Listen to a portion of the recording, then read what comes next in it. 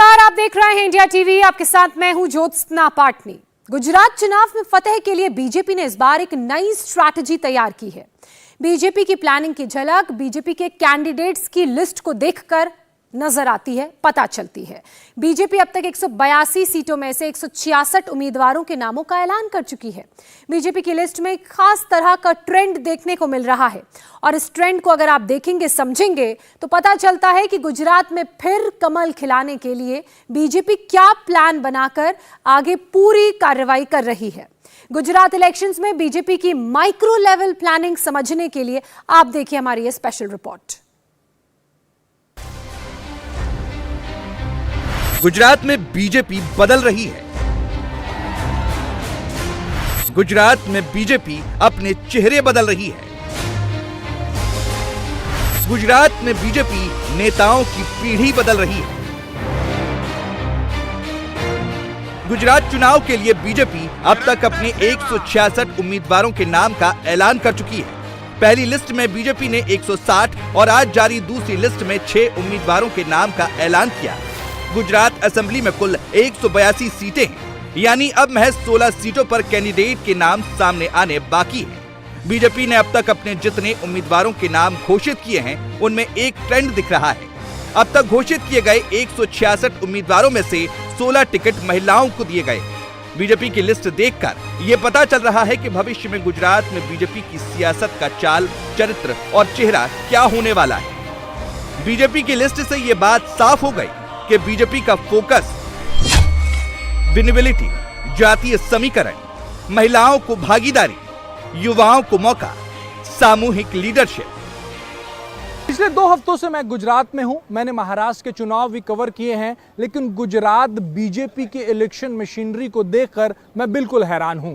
Top leadership से लेकर booth managers के बीच में जो कोऑर्डिनेशन गुजरात बीजेपी में देखने को मिलता है, वो शायद ही कहीं और आपको नजर आएगा। टिकट के ऐलान के बाद से ही पार्टी के कार्यकर्ता और नेता दोनों जोश में हैं। इस बार टिकट बंटवारे में बीजेपी ने जनरेशन चेंज किया है। बावजूद इसके आपको विरोध के स्वर ना के बराबर सुनाई देंगे। यही वजह है कि बीजेपी गुजरात की सत्ता पर पिछले 27 साल से काबिज है। इस बार टिकट बंटवारे में युवाओं को तरजीह दी गई है, जिन्होंने काम किया है या फिर जिनमें जीतने की क्षमता है, उन लोगों को मौका दिया गया है। और इसका सब ये एक टफ सीट मानी जाती है। इस टफ सीट पर आपको चुना गया, इसके पीछे क्या वजह? संघर्ष के रास्तों में कठिनाई बहुत होती है। टिकट मिल गई, लेकिन इसको मैं संघर्ष का रास्ता मानता हूं। टिकट मिलना कोई राजी चीज नहीं है, लेकिन उसमें आपको खरा उतरना है। और ये 10 साल से जो कांग्रेस यहां से चुनाव जीती है, लेकिन मुझे भरोसा है कि मैं मेहनत करूंगा, लोगों का विश्वास जीतूंगा।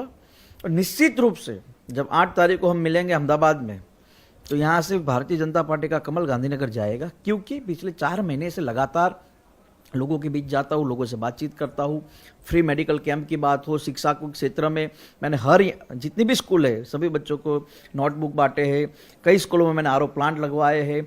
मैं ना विधायक हूँ, फिर भी मैंने बहुत सारी स्कूलों में स्पोर्ट्स की किटें बांटी है।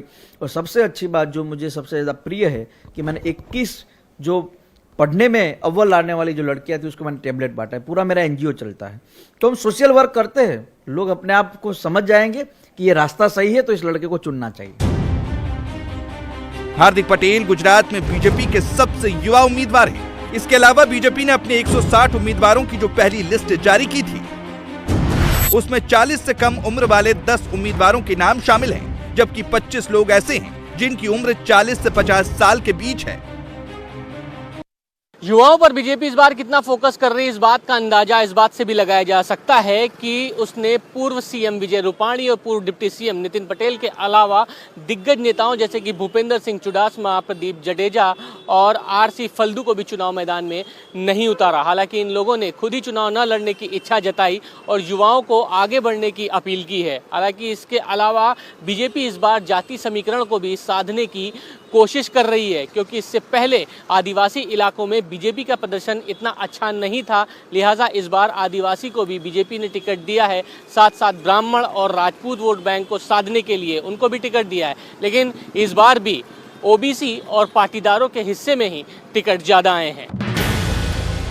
ओबीसी और पाटीदार समाज के लोगों को सबसे ज्यादा टिकट देने की वजह यह है कि गुजरात में इन्हीं समुदायों के लोगों की तादाद सबसे ज्यादा है। प्रधानमंत्री नरेंद्र मोदी ओबीसी समाज से आते हैं, मुख्यमंत्री भूपेंद्र पटेल पाटीदार समाज से आते हैं। अगर अब तक घोषित किए गए 166 उम्मीदवारों की बात करें तो ओबीसी समाज से आने वाले 51, पाटीदार समाज के 41, शेड्यूल ट्राइब के 25, क्षत्रिय समाज के 17, ब्राह्मण समाज के 15, शेड्यूल कास्ट के 13 और जैन वाणिक समाज के 4 लोगों को टिकट दिया गया है। राजपूत समाज से टिकट पाने वालों में जिस एक उम्मीदवार की सबसे ज्यादा चर्चा हो रही है वो है इंडियन क्रिकेटर रविंद्र जडेजा की वाइफ रिवाबा जडेजा।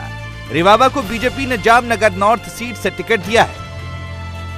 रविंद्र जडेजा वक्त वक्त पर अपनी राजपूत आइडेंटिटी को दिखाते रहे हैं। कई बार वो उसे लेकर विवादों में भी रहे, लेकिन गुजरात का राजपूत समाज रविंद्र जडेजा पर गर्व करता है। अब बीजेपी ने उनकी वाइफ रिवाबा जडेजा को जामनगर नॉर्थ से टिकट देकर पूरे गुजरात के राजपूत समाज को साधने की कोशिश की है। रिवाबा जडेजा की भी महिलाओं के बीच अच्छी इमेज रही है, युवाओं के बीच भी उनकी लोकप्रियता है। रविंद्र जडेजा जब अपनी वाइफ रिवाबा के लिए प्रचार करेंगे तो इसका असर पूरे गुजरात पर पड़ेगा। रिवाबा भी कह रही हैं कि रविंद्र जडेजा उनके लिए प्रचार करेंगे। ये एक्चुअली मेरे दिमाग में बहुत पहले से था। It's not about all politics. एक जो समाज सेवा, देश सेवा, जो मैं 9th स्टैंडर्ड में थी तब से आई हैड अ थॉट कि मुझे कुछ सिविलियंस के लिए करना है, देश के लिए करना है। Then I appeared for Indian air force और यूपीएससी के लिए आई वॉज एन एस्पिरेंट। तो ये जो एक था कि सोशली और देश के लिए, देशभक्ति के लिए एक कनेक्शन है, वो कहीं ना कहीं दिल में था। But fortunately I got married with Ravindra Jadeja, तो वो थोड़ा डाइवर्ट हो गया। कहीं ना कहीं जो ये पैशन था वो पीछे रह गया। At that time he pushed me कि इतना कैलिबर है, इतना आप कुछ करना चाहते हो। माय हस्बैंड पुश्ड मी कि अच्छा, आपके दिमाग में ये चल रहा है तो आप ऐसा मंच चुने जहाँ पर मैं आपको सपोर्ट कर सकूँ, आप फैमिली को साथ लेके आगे बढ़ सके। तो उसी बात को ध्यान में रखते हुए 2018 and we met our honourable prime minister Narendra Modi जी।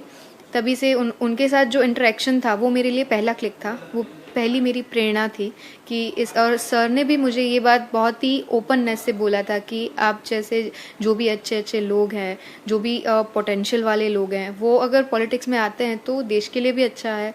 तो we are always welcoming you wholeheartedly. तो ये बात मेरे दिमाग में कहीं ना कहीं बैठी हुई थी। सर, जडेजा जी आपके साथ कब से निकलेंगे कैंपेन पे?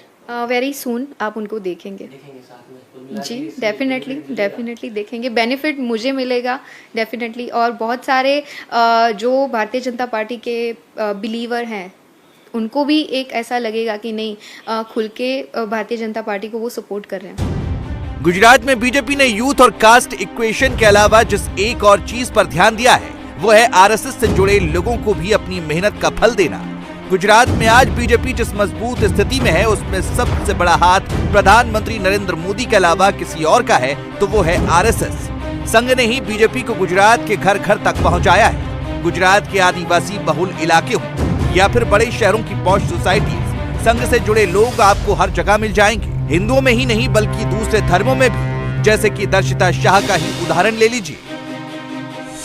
दर्शिता शाह को बीजेपी ने राजकोट वेस्ट सीट से टिकट दिया है। राजकोट सीट कितनी हाई प्रोफाइल है इसका अंदाजा इसी बात से लगाया जा सकता है कि इस वक्त इस सीट से former chief minister Vijay Rupani विधायक है। इसके अलावा नरेंद्र मोदी भी यहां से विधायक चुने गए थे। वजूभाई वाला जैसे दिग्गज भी राजकोट वेस्ट सीट पर रिप्रेजेंट कर चुके हैं। इतनी हाई प्रोफाइल सीट से बीजेपी ने अगर दर्शिता शाह को टिकट दिया है तो इसके पीछे सबसे बड़ी वजह यह है कि उनका परिवार कई दशकों से आरएसएस से जुड़ा है।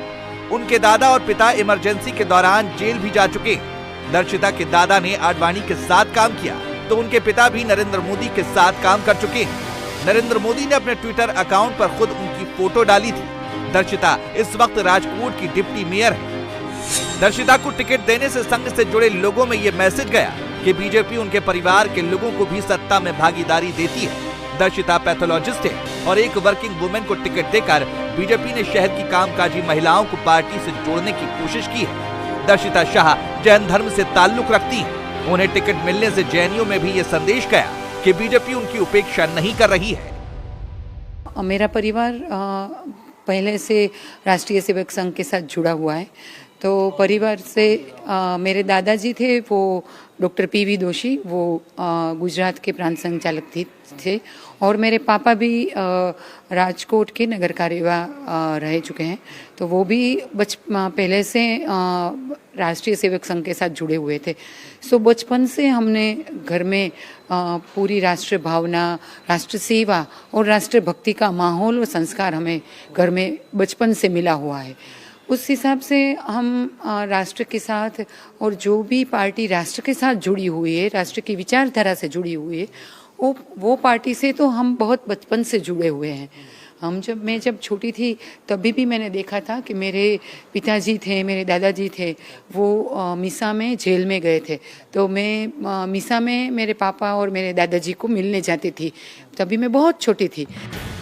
बीजेपी ने अब तक अपने 38 सिटिंग एमएलएस के टिकट काटे हैं, कई दिग्गजों को रिटायर किया है, युवाओं को मौका दिया है, लेकिन ऐसा भी नहीं है कि सारे सीनियर नेताओं को बदल दिया गया हो। जिसने संगठन और सरकार में रहकर बेहतर प्रदर्शन किया है उसे इस बार भी टिकट मिला है। ऐसे ही एक नेता हैं भावनगर पश्चिम सीट से फिर से टिकट पाने वाले जीतू बघानी, जो गुजरात बीजेपी के अध्यक्ष रह चुके हैं और मौजूदा सरकार में मंत्री हैं। जीतू भाई बघानी की गिनती गुजरात बीजेपी के बड़े नेताओं में होती है। जिस तरह से इस बार भारतीय जनता पार्टी ने तमाम दिग्गज नेताओं को रेस्ट दिया है, उन सब के बीच जीतू भाई बघानी अपनी टिकट बचाने में कामयाब रहे। लेकिन चुनौती उनके सामने में भी बहुत बड़ी है।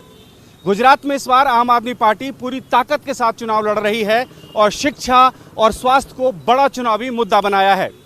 जीतू भाई बघानी के पास ही शिक्षा मंत्रालय है।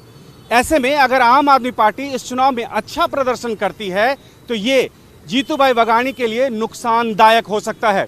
लिहाजा इस चुनाव में जीतू भाई बघानी पूरी ताकत के साथ मैदान में उतरे हुए हैं। जीतू बघानी ने भावनगर पश्चिम सीट से अपना नामांकन दाखिल कर दिया है। आम आदमी पार्टी जिस तरह गुजरात के स्कूलों को टारगेट कर रही है उसका अंदाजा जीतू बघानी को भी है, लेकिन वो दावा कर रहे हैं कि आम आदमी पार्टी सिर्फ शोर मचा रही है। बूथ लेवल पर जैसा संगठन बीजेपी का है वैसा किसी पार्टी का नहीं है और बीजेपी फिर से जबरदस्त बहुमत से सरकार बनाने जा रही है। देखो, ऑर्गेनाइज तहसील नहीं, बूथ तक अगर किसी की पार्टी का ऑर्गेनाइजेशन है तो मात्र भारतीय जनता पार्टी का है।